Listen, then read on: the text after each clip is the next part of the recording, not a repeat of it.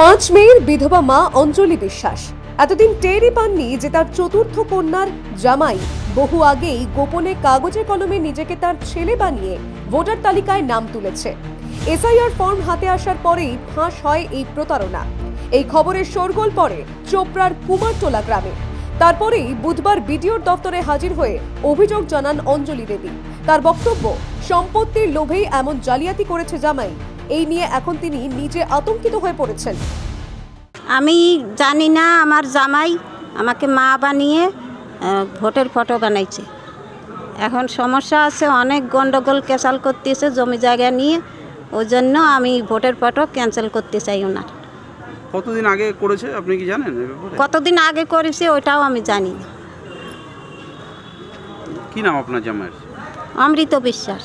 উনি বলছে যে অঞ্জলি বিশ্বাস আমার মা, আমি ওনার ছেলে, কিন্তু তা না, উনি হচ্ছে আমার জামাই। এখন কি চাইছেন আপনি? এখন ওই আমার নামের ইস্যুতে আমি ভোটের কার্ড ক্যান্সেল করতে চাই না। অঞ্জলি দেবীর ছোট জামাই সুকান্ত সরকারও শাশুড়ির বক্তব্যকে সমর্থন জানান। এটা আমার শাশুড়ি মা, আমি হচ্ছে ওনার ছোট মেয়ের জামাই। আমি শিলিগুড়িতে থাকি। ওদের কুমারটলে যে আমাদের শ্বশুরবাড়িতে অনেক দিন থেকে জমি জমা নিয়ে বিবাদ চলছিল। তো সেই বিষয় নিয়ে আমরা পাড়ার বয়োজ্যেষ্ঠদেরকে নিয়ে বসে আমরা ঘরে ঘরে বিষয়টা আলোচনা করে সমাধান করে নিয়েছিলাম। তারপরে হঠাৎ করে এই যে এসআইআর যখন ফর্ম বিলি হচ্ছে, সেই ফর্মের মাধ্যমে যখন ডকুমেন্ট সাবমিট করে এবং যে আমাদের কুমারটলের যে বিএলও সাহেব, তার মাধ্যমে জানা যায় যে আমার শাশুড়ির নামে নাকি ওই বাড়িরই চার নম্বর জামাই, যার নাম অমৃত বিশ্বাস, ওনার মিসেস ওখানকারই মেম্বার। তো আমার সেই ভাইরা শাশুড়িকে মা বানিয়ে তার ভোটার আইডি বানিয়েছে। এটা তো খুব আশ্চর্যজনক কথা, কারণ হচ্ছে এর আগে বললাম যে জমি নিয়ে অনেক বিবাদ হচ্ছে।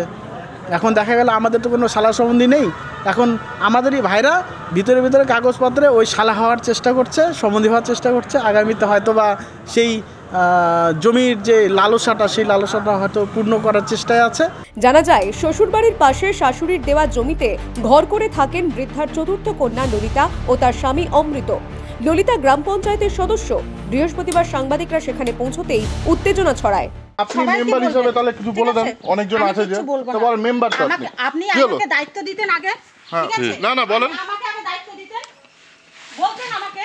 আপনার নিজের বাড়িতেই তো এরকম করে রাখছেন আপনি। বলা উচিত ছিল। আপনি তো ফটো উঠাবি না একদম। আপনি ধুমকি দিচ্ছেন কাকে? হুমকি দিল, দেখলেন? উনি কে? ওরকমই হুমকি দেয় আমার মেয়ে। আপনার মেয়ে? আপনি দেখলেন তো আমাদেরকে হুমকি দিল? ওই তো আমারও যখন তখন মানে যে কোনো সমস্যা হলে ওরকম খুব হুমকি দেয় বা মারধর করতে আসে। স্থানীয় মানুষজন বলেন, অনেকদিন ধরেই তারা কানাঘুষো শুনছিলেন। এসআইআর হওয়াতেই এটা ফাঁস হলো। এটা আমরা অনেকদিন ধরে এলিগেশনটা শুনছিলাম, আর সুফল এসআইআরের সুফল বা নির্বাচন কমিশনের সুফল এটা আমাদের এলাকায় পড়ছে আর কি। এটা আমরা বুঝতে পারছি। এসআইআর নির্বাচন কমিশন যে করছে, নির্বাচন কমিশনকে অশেষ ধন্যবাদ জানাচ্ছি আমরা। এসআইআর এর কাজ শুরু হওয়ার পর এই ঘটনা সামনে এসেছে। এবার এসআইআর এর ফর্ম ফিল আপের পর শাশুড়ির ছেলে আবার নিজের বাবা মায়ের পরিচয়ে পরিচিত হন কিনা তা দেখার অপেক্ষায় রয়েছে চোপড়ার কুমারটোলা গ্রাম। Bureau report, the wall news.